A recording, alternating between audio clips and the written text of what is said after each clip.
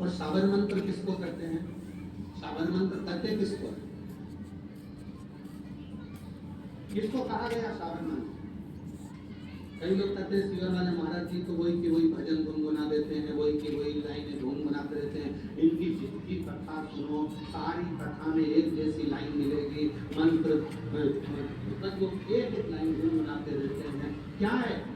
शिव महापुराण में स्वयं भगवान शंकर पार्वती से कहते हैं दुनिया के लोगों को मंत्र याद नहीं रहेगा, तपस्या याद नहीं रहेगी, तो मैं अपनी इस अंग से शाबर मंत्र को प्रकट करता हूँ। शाबर मंत्र कहते किसको हैं? तो शिव पुराण में वर्णन किया गया। शाबर मंत्र वो मंत्र है जिसको आप दिल से, हृदय से शिव जी के पास बैठकर कुछ भी गुनगुनाओगे, वो शिव उसे मंत्र के रूप में स्वीकार कर तुम्हारा कल्याण कर देगा। इसलिए मंत्र महादेव नमन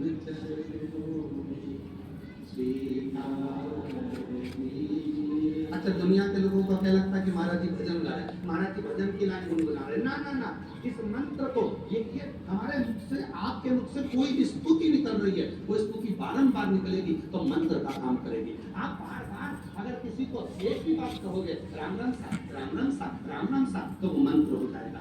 जय श्री कृष्णा सा जय श्री कृष्णा सा मंत्र हो जाएगा। श्री शिवाय नमस्तुभ्यं श्री शिवाय नमस्तुभ्यं मंत्र हो जाएगा। जब एक ही लाइन को तुम बार बार गुनगुनाएंगे तो वो मंत्र, वो केवल भजन की लाइन नहीं होगी, तो शंकर का शाबर मंत्र बन जाता। महादेव नमन चरणों, इसलिए आप लोगों से भी कहते हैं, आप भी बोलिए स्वीकार सबका किया है मेरा भी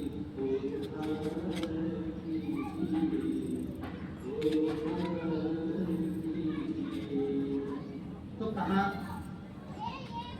फिर वर्णन आया, पार्वती जी ने शिव जी से कहा सारे मंत्र पुराणों में लिखे होंगे, सारे मंत्र पुराणों में मिलेंगे, क्या शाबर मंत्र कहीं लिखा हुआ मिलेगा?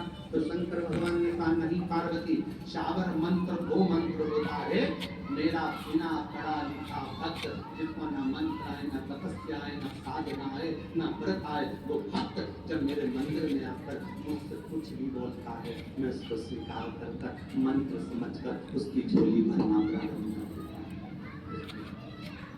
जो जैसी भावना वो वैसी नहीं, खाली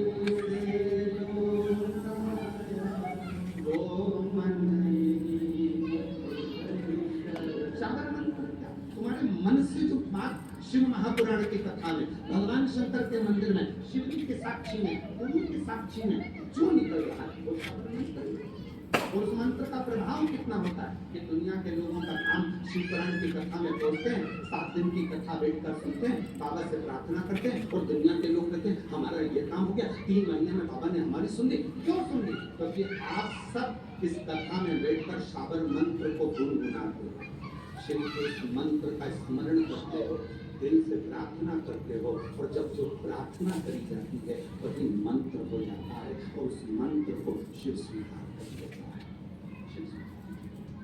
एक पत्र है, अच्छा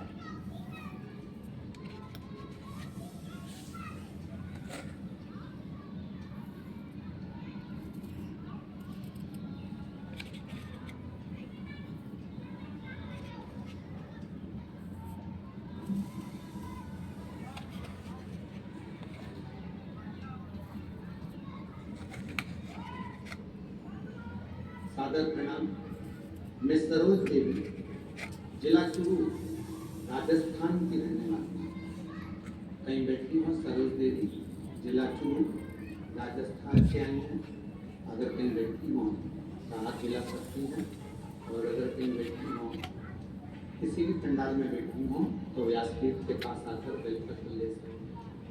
मैं सरोज देवी, जिला चूरू, राजस्थान की रहने वाली हूँ। आपकी कथा 4 पंडाल में सुनी।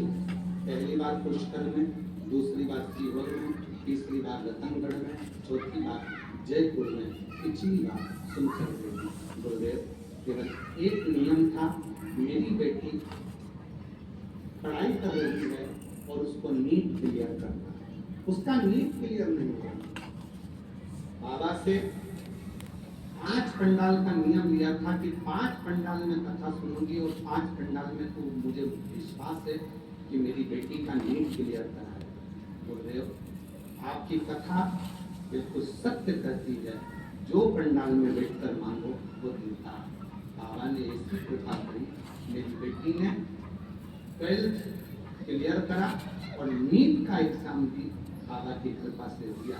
और आज मैं छाती ठोक करता हूँ, मेरी बेटी को एक गवर्नमेंट कॉलेज नहीं 2 गवर्नमेंट कॉलेज से लेकर आया। मेरी बेटी को 2 मेडिकल कॉलेज में सिलेक्शन, 2 मेडिकल कॉलेज, एक नहीं। आज मेरी बेटी बीकानेर के MBBS कर रही है और मैं क्या वर्णन करूंगा। शिव है। आप कहते हो कि मेहनत को 4 गुना करो, मेरी बेटी ने बनी एक पत्र पर शहर लगाकर बाबा को चढ़ाती और बाबा के मंदिर में सफाई करती। गुरुदेव बाबा की कृपा का क्या गुणगान करूं, वो कभी झोली खाली नहीं करता।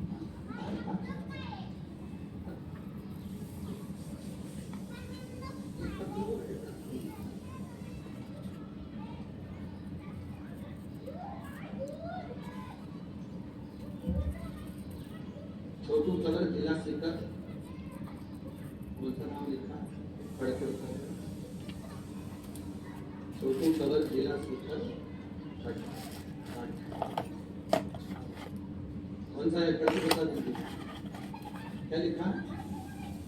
अठावा गाँव।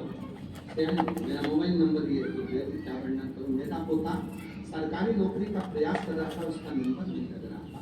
मैंने 2025 में पहली बार आपकी कथा टीवी पर सुनी, फिर बाबा से दोबारा आपकी कथा रतनगढ़ में सुनने के लिए गई। फिर वहीं पर पंडाल में रहती थी और पूरे मन से साथ आपकी कथा सुनती थी। फिर आपकी कथा जयपुर में दूसरी बार सुनने गई थी। बाबा में क्या वर्णन करूं, मेरे पोते के हाथ तक प्रधान हो गई थी। बाबा वह शिवालय भी जाता और जल भी चढ़ाता और वही जल अपने हाथ पर शरीर पर लगाता। फिर कुछ दिनों में उसकी प्रधान ठीक हो गई और बाबा मेरा पोता रोज मंदिर जाता, जल चढ़ाता। आप कहते हो मेहनत करो, मेरा बेटा मेहनत करता और बाबा की कृपा से आज मेरे बेटे का इंडियन आर्मी में सिलेक्शन हो गया और उसकी ट्रेनिंग जबलपुर में चल रही है। मैं बाबा को यहाँ प्रणाम करती हूँ। मैंने अपने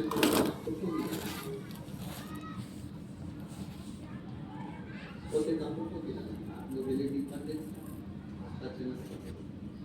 इसका फोटो दिया।